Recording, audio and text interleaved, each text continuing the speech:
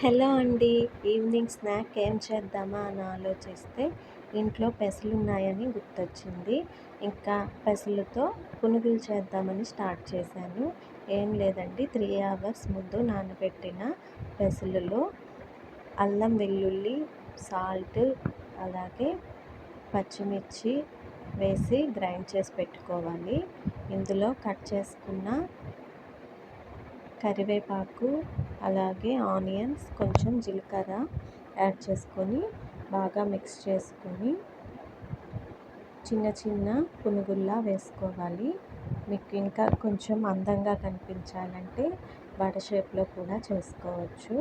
నేను ఇలా అయితే త్వరగా అయిపోతుందని పునుగుల్లా వేసేసాను. చాలా బాగా వచ్చాయి. ఇంకా మా పిల్లలకి టొమాటో కెచప్తో తినడం అలవాటు. వాళ్ళకి టొమాటో కెచప్ వేసి పెట్టాను. మా అర్జున్ ఉప్పు సరిపోయింది మమ్మీ అని చెప్తున్నాడు.